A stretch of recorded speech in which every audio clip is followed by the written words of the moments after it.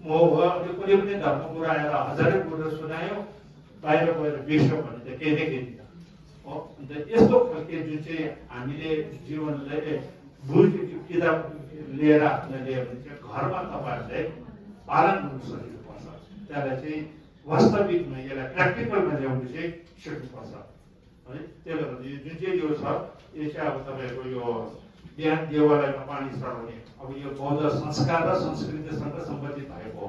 किनभने पानी चढाउने चलन जुन चाहिँ छ यो हाम्रो हजारौँ वर्षदेखि एउटा बौद्ध प्रथा चलिआएको। किनभने अन्य धर्ममा यो पाइँदैन।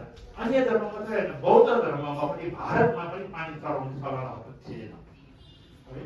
अन्तखेरि यो चाहिँ तपाईँको आजभन्दा 1000 वर्ष अगाडि जो चाहिँ अब महान पण्डित हाम्रा अतिश दीपङ्कर भन्ने गुरु जो चाहिँ अब उहाँ अहिले बङ्गलादेशमा जन्मलिनु भएर एउटा राज परिवारमा उहाँ जन्म लिएर पछि उहाँ विक्रमशिलामा उहाँनिर ज्ञान प्राप्त गरेर पछि उहाँ तिब्बत जानुभएको है। तिब्बत जाँदाखेरि चाहिँ भाइ नेपाल भएर गएको है।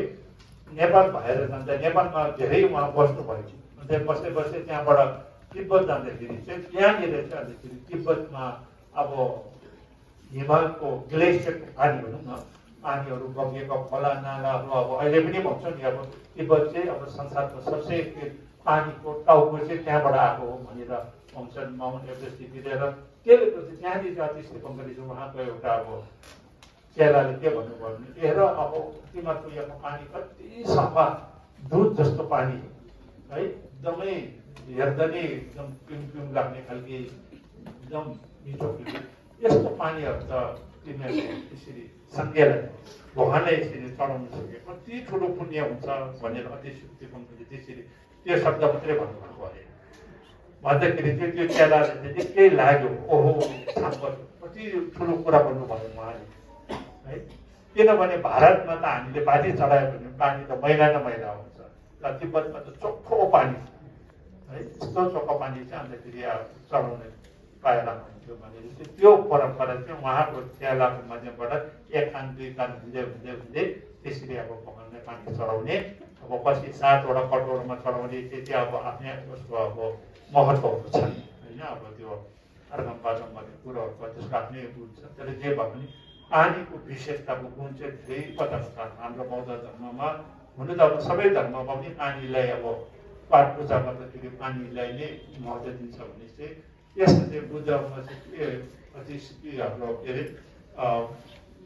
तिब्बती बौद्ध धर्मको परम्परा अनुसार चाहिँ पानीमा चाहिँ के छ भने पानीको जस्तो पदार्थ यो पञ्च धातुले अब संसारमा जुन चाहिँ पञ्च धातु छ पञ्च धातुमा सबसे महत्त्वपूर्ण हामीले जलवायु भन्छौँ होइन। हामी बाँच्नका लागि हावा चाहिन्छ अनि पानी चाहिन्छ।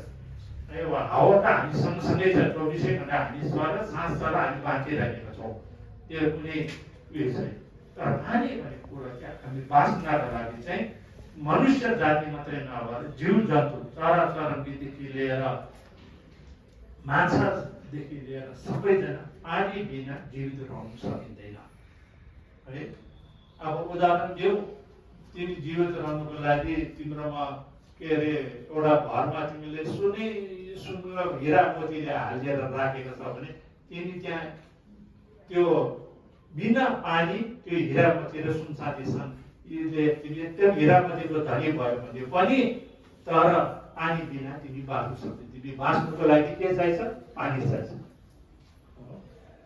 तिब्बतबाट बौद्ध गुरुहरू आउँदाखेरि कतिजना बाटोबाट पानी खाँदै त्यतिले पानीले नै उहाँहरू भारतसम्म आएको कथाहरू पनि छन्।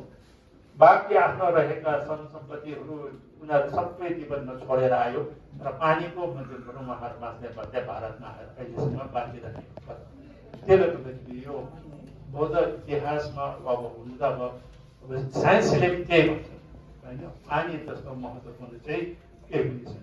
र अब त्यो पानीमा चाहिँ अर्को एउटा के देख्छ भन्दाखेरि चाहिँ यी भगवानलाई चढाउन सक्ने किन भन्दाखेरि चाहिँ यी पदार्थ जो छ अन्य पदार्थ अन्य चिज चाहिँ पनि हामीले भगवानलाई चढाउन चढायो भने हाम्रो गोजीबाट किनेर चढाउनु पर्छ।